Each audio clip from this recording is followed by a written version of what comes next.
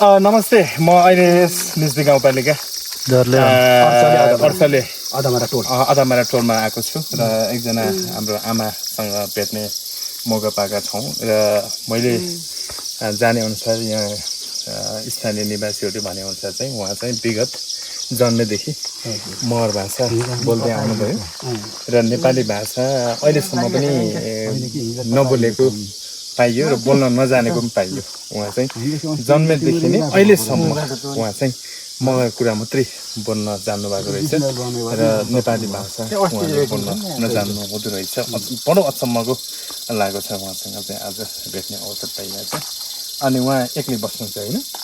उहाँको श्रीमान हुनुहुन्छ, काकाले अनि त्यसपछि नाको निस मात्रै। अनि यसो बताइदिनु न, मगर भाषामै कुराकानी गर्दैन न। निसले हजुर बोल्दै जानु, बुढाबुढी मात्र हामी दुईजना छौँ। अनि नानीको भार जो नानीको भार काठमाडौँ भने सोमजो थियो। मेरो 3 बहिनी छोरी मात्रै हुन्, एउटा छोरी बाँकी छ, अरू चाहिँ सबै बिहा भइसक्यो भनेर चाहिँ उहाँले भन्नुभएको छ। हजुर छोरा हुनुहुन्न? छोरा माले बाबु मिजा माले रे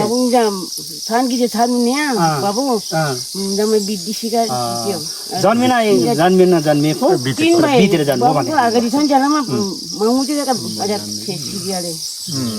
भने तपाईँ अब बच्चैदेखि जन्मेदेखि नै मगर भाषा मात्रै बोल्न जान्नुभयो, नेपाली भाषा बोल्न जान्नु भएन?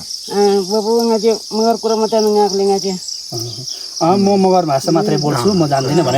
किन सिक्ने कोसिस गर्नु भएन नेपाली भाषा? पाके कोसिसमा जाँदा त मगर भाषा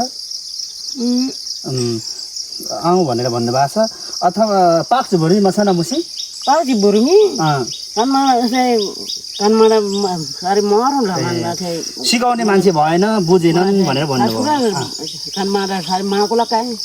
हजुर कहाँसम्म पुग्नु भएको छ त? तानसेनसम्म पुग्नु भएको छ? बजारमा सम्म पुग्नु भएको छ कि यहीँ जन्मिनु भयो, यहीँ मात्रै बस्नु भयो, जीवनशैली यतै मात्रै बित्यो?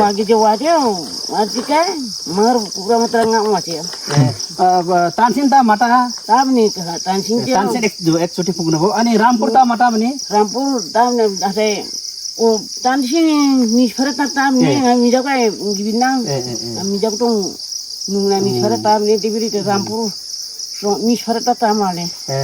दुईचोटि, तानसेन चाहिँ दुईचोटि चाहिँ छोरीहरूले आउनु भनेर भन्दाखेरि जानु भएको छैन, बुटोल जानु भएको छैन। बटौली माटा भने बुटोल पुग्नु भएको छैन अहिलेसम्म। बटौली भन्दा लोस रामखेरि मिजाको लाउँखेरि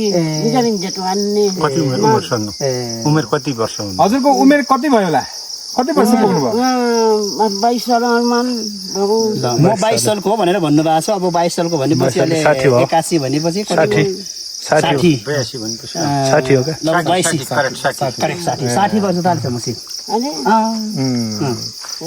अनि खानपान कस्तो छ? के खानुहुन्छ? ढेँडो सेँडोहरू, पिठो, अर्गानिक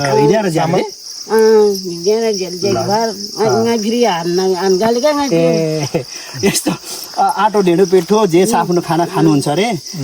फेरि प्लस त्यसमा चाहिँ म छानेको जाँट, हाम्रो परम्परा अनुसार छानेको जाँट खान्छु भनेर भन्नुभएको। मकैको मकै रङ्गुवा भनेको कोदो प्लस मकै।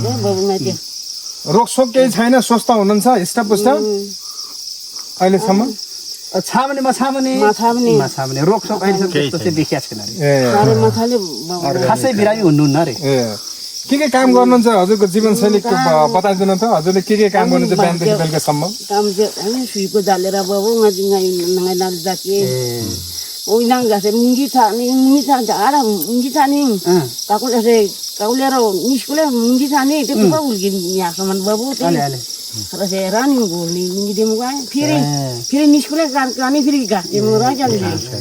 अच्छा यही काम लिएर यही काम अरू काम करा सबै काम जस्तै घाँस काट्ने होइन, अब गाई बस्तुलाई दिने।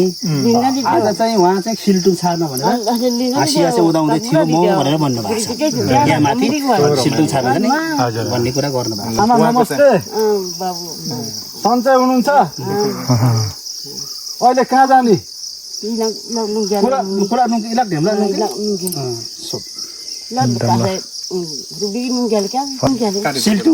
सिल्टुङ रोप्न जाने भने तपाईँको नानीहरू कतिजना छोराछोरी 4जना बाबु छन् नि विदिशा फेरि 4 बहिनी हिँड्छ उसले 3जना छोराहरू जन्मेको तर बितेर गयो भन्ने कुरा भएको छ है